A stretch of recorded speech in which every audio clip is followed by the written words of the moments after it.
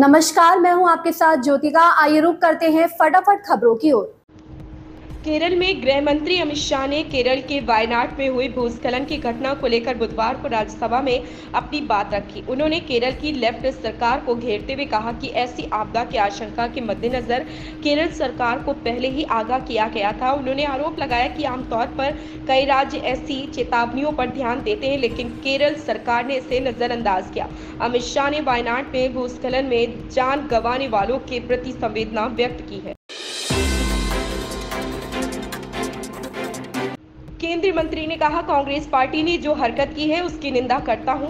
कांग्रेस दिन रात जाति जाति करती रहती है। कांग्रेस ने जाति पूछ कर देश को बांटने की साजिश की और जब सदन में जाति की बात हुई तो वह राहुल गांधी हंगामा कर रहे हैं। इन लोगों ने देश को कमजोर करने के लिए एक साजिश रची हुई है। देश में हिंसा फैलाना चाहते हैं। राहुल गांधी को किसने हक दिया कि वह सबसे जाति के बारे में पूछे और उनसे कोई उनकी जाति के बारे में नहीं पूछ सकता। ये गंभीर मामला है। हम देश को टूटने नहीं देंगे। हम देश को मजबूत बनाने के लिए काम करेंगे। दिल्ली सरकार कोचिंग सेंटरों को नियमित करने के लिए कानून लाएगी। दिल्ली की शिक्षा मंत्री आतिशी ने घोषणा की। फीडबैक के लिए ईमेल आईडी भी जारी कर दी गई। दिल्ली के राजेंद्र नगर में हुए हादसे के बाद दिल्ली सरकार कोचिंग सेंटरों को नियमित करने के लिए नया कानून लेकर आ रही है। शिक्षा मंत्री आतिशी ने इसकी घोषणा कर दी। आतिशी ने बताया कि आगे कहा कि सभी तरह के कोचिंग इंस्टीट्यूट इसके दायरे में आएंगे। इस कानून के जरिए infrastructure, teachers, qualification, fees, regulation, misleading विज्ञापन से रोका जाएगा। कोचिंग संस्थानों को रेगुलर इंस्पेक्शन भी किया जाएगा। विपक्ष के नेता मल्लिकार्जुन खड़गे ने कहा कि वह पहली पीढ़ी के राजनेता हैं और उन्होंने अपनी राजनीतिक यात्रा के बारे में बताया जो कांग्रेस में शामिल होने के बाद शुरू हुई थी। राज्यसभा में विपक्ष के नेता और कांग्रेस के राष्ट्रीय अध्यक्ष मल्लिकार्जुन खड़गे ने बुधवार को सभापति से भाजपा सांसद घनश्याम तिवारी द्वारा उनकी राजनीतिक यात्रा के संबंध में की गई टिप्पणियों को सदन से हटाने का आग्रह किया।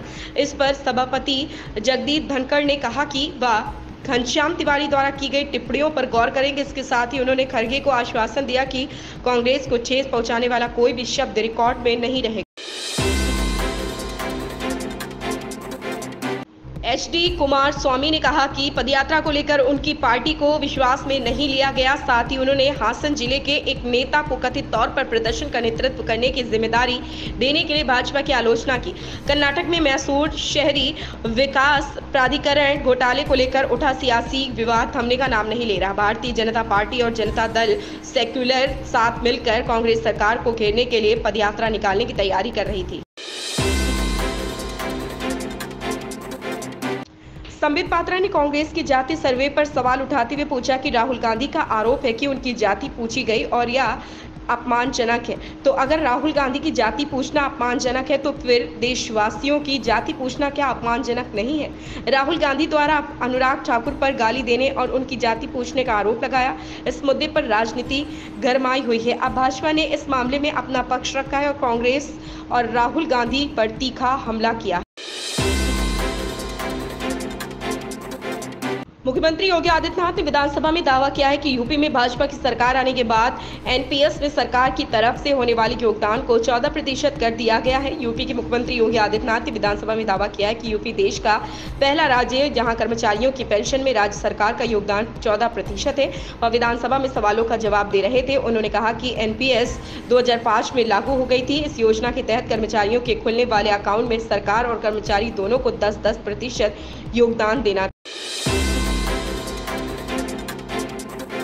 सोनिया गांधी ने कहा, मैं यह कह सकती हूं कि अगर हम अच्छा प्रदर्शन करेंगे तो लोकसभा चुनाव में जैसा माहौल दिखा उस आधार पर राष्ट्रीय राजनीति अब बदलने जा रही। कांग्रेस संसदीय दल की अध्यक्ष सोनिया गांधी ने बुधवार को पार्टी को आगामी विधानसभा चुनावों के लिए जीत का मंत्र दिया। सोनिया ने कहा कि इस वक्त माहौल कांग्रेस के पक्ष में है, लेकिन इस गति को बनाए रखना और लोकसभा चुनाव में पार्टी ने जो साख बनाई है उसे बरकरार रखना बेहद जरूरी है। उन्होंने कहा, हमें लगता था कि मोदी सरकार लोकसभा चुनाव में लगे बड़े झटके से सही सबक लेगी। इसके बजाय वह समुदायों को विभाजित करने और भय और शत्रुता फैलाने की अपनी नीति पर कायम है।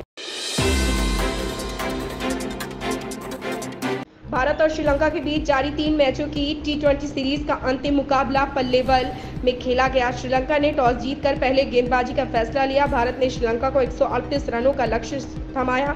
भारत ने श्रीलंका के खिलाफ सुपर ओवर में मैच जीत लिया। श्रीलंका ने भारत को 3 रनों से लक्ष्य दिया था। सूर्यकुमार यादव ने सुपर ओवर की पहली गेंद पर चौका लगाकर मैच अपने नाम कर लिया। इसी के साथ टीम इंडिया ने 3 मैचों की सीरीज 3 से अपने नाम कर ली। आमिर खान के बेटे जुनैद खान ने फिल्म महाराज के जरिए हिंदी फिल्म इंडस्ट्री में अपने कदम रख लिए। इस फिल्म में उनके साथ जयदीप अहलावत और शर्वरी वाघ ने भी अहम भूमिका निभाई। सिद्धार्थ पी मल्होत्रा के निर्देशन में बनी इस फिल्म को प्रशंसकों के साथ ज्यादातर समीक्षकों की भी सकारात्मक प्रतिक्रिया मिली। इस फिल्म को मिले प्यार के बाद जुनैद अपने आगामी प्रोजेक्ट पर व्यस्त हो गए, लेकिन उनके पिता आमिर खान ने बेटे की शानदार शुरुआत का जश्न मनाने का मौका हाथ से नहीं जाने दिया। सोशल मीडिया पर फिल्म की कामयाबी का जश्न मनाने की एक अनदेखी तस्वीर जमकर वायरल हो रही है। इन खबरों में बस इतना ही, बने रहिए हमारे साथ।